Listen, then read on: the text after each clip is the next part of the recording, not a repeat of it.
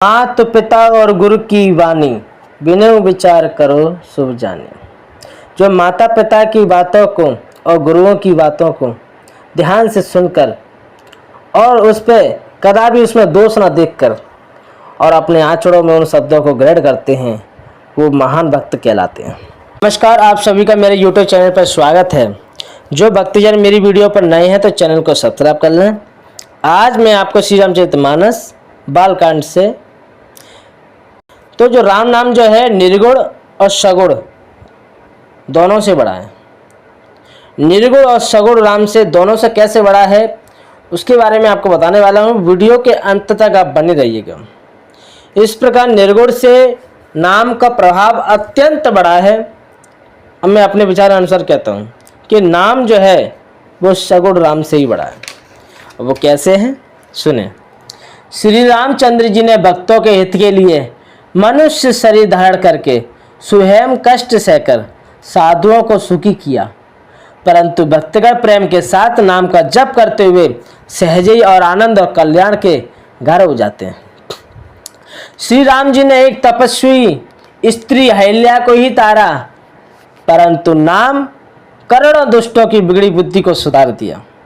श्री राम जी ने ऋषि विश्वामित्र के हित के लिए एक सुकेतु यक्ष की कन्या ताड़का की सेना और पुत्र सुवायु सहित समाप्त की, परंतु नाम अपने भक्तों के दोष दुख और दुराशाओं का इस तरह नाश कर देता है जैसे सूर्य रात्रि का।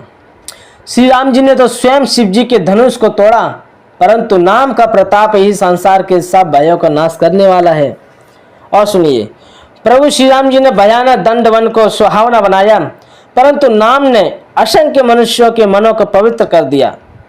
श्री रघुनाथ जी ने राक्षसों के समूह को मारा, परंतु नाम तो कलयुग सारे पापों को जड़ उखाड़ने वाला है। और सुनिए, श्री रघुनाथ जी ने तो सबरी जटायु आदि उत्तम सेवकों की मुक्ति दी, परंतु नाम ने अनगिनत दुष्टों का उद्धार किया।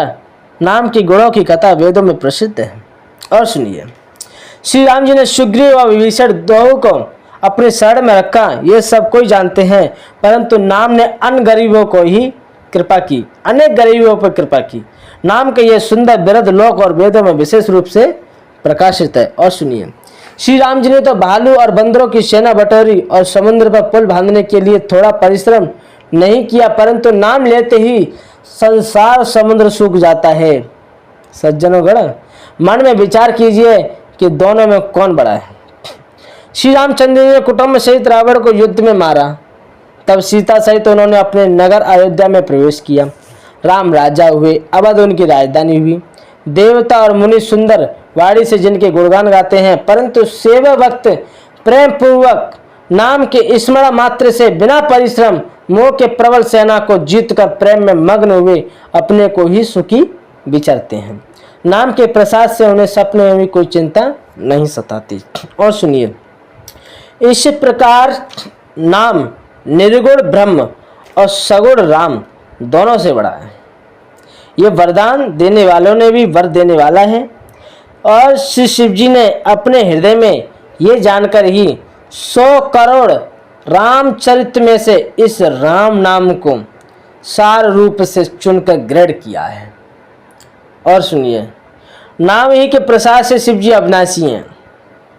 अमंगल वेश वाले होने पर भी मंगल की राशि हैं। सुखदेव और सनकादि सिद्ध मुनि जितने भी योगी गण हैं, नाम के ही प्रसाद से ब्रह्मानंद को भोगते हैं। नारद जी ने नाम के प्रताप को जाना है। हरि सारे संसार को प्यारे हैं, हरि हर को प्यारे हैं, और आप श्री नारद जी हरि और हर दोनों को प्रिय हैं। नाम के जपने से प्रभु ने कृपा की, जैसे प्रहलाद भक्त शिरोमणि हो गए। देखो राम नाम की कितनी बड़ी महिमा है। हमें इस राम नाम को जानना है, ये राम नाम है क्या। ध्रुव जी ने गिलानी से विमाता के वचनों से दुखी होकर सकाम भाव से हरि नाम को जपा, उसके प्रताप से अचल अनुपम स्थान ध्रुव लोक प्राप्त किया। हनुमान जी ने पवित्र नाम का स्मरण करके श्री राम जी को अपने वश में कर रखा है। कितनी सुंदर महिमा है राम नाम की। कलयुग में राम नाम कल्पतरु मंचा पदार्थ देने वाला है और कल्याण का निवास मुक्ति का घर है। जिसको स्मरण करने से निकृष्ट तुलसीदास तुलसी के समान पवित्र हो गया राम नाम जपने से। केवल कलयुग की ही बात नहीं है, चारों युगों में, तीनों कालों में और तीनों लोकों में नाम को जप कर जीव शोक रहित तो हुए हैं। वेद और पुराण और संतों का मत यही है कि समस्त पुण्यों का फल श्री राम जी में या राम नाम में प्रेम होना है। बड़ी सुंदर बात है। कलयुग में देखो, ना तो कर्म है और ना भक्ति है और ना ही ज्ञान है, केवल राम नाम ही एक आधार है। कपट की खान कलयुग रूपी काल नेमी के मारने के लिए राम नाम ही बुद्धिमान और समर्थ श्री हनुमान जी हैं।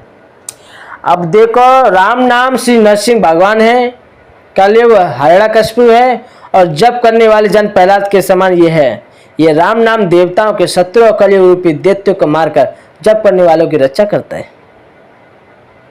अच्छे भाव से, बुरे भाव से, क्रोध से या आलस से, किसी भी तरह से नाम जप करने से दसों दिशाओं में कल्याण ही होता है। राम नाम का स्मरण करके और श्री रघुनाथ जी को मस्तक में नवाकर राम जी के गुणों का वर्णन करता हूँ। तो मैं आपको जो बात बताने वाला था वो मैं आपको बता चुका हूँ। और इस राम नाम को जानिए, ये राम नाम है क्या।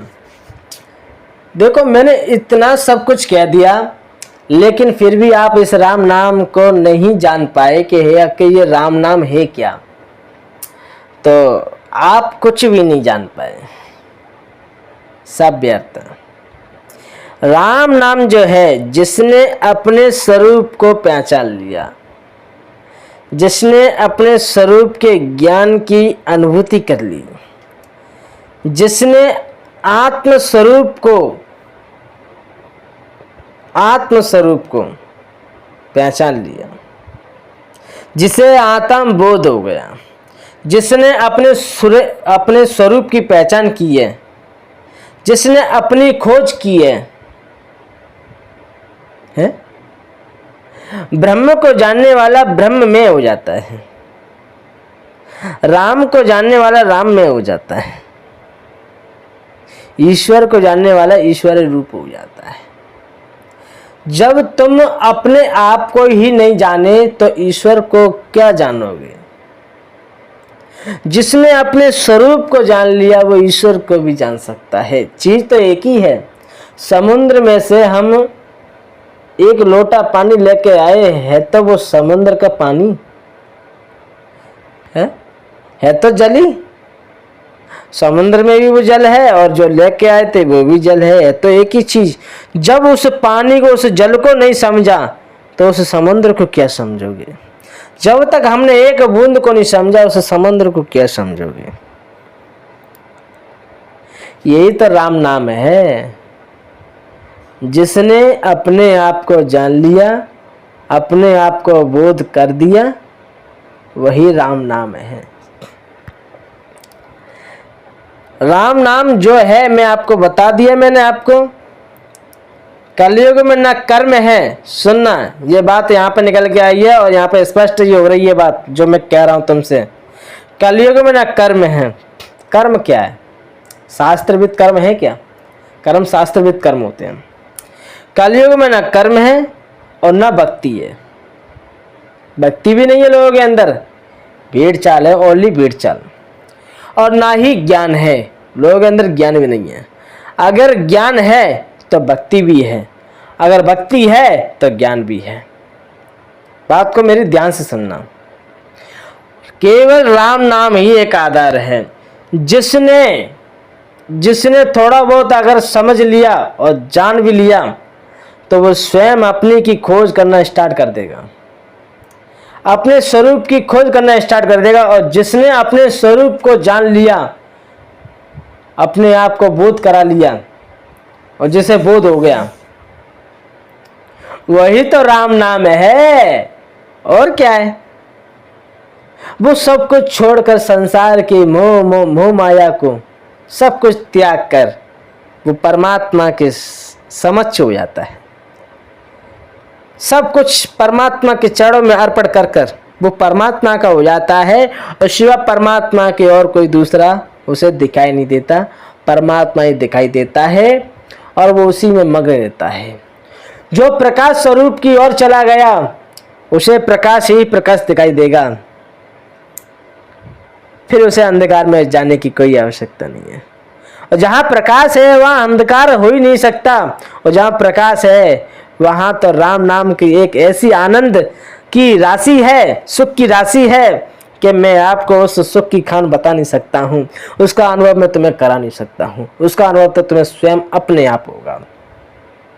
तो मेरे कहने का तात्पर्य यही है कि राम नाम क्या है उसे जानो। जिसने राम नाम को जान लिया वो संसार से, भवसागर से पार हो जाएगा।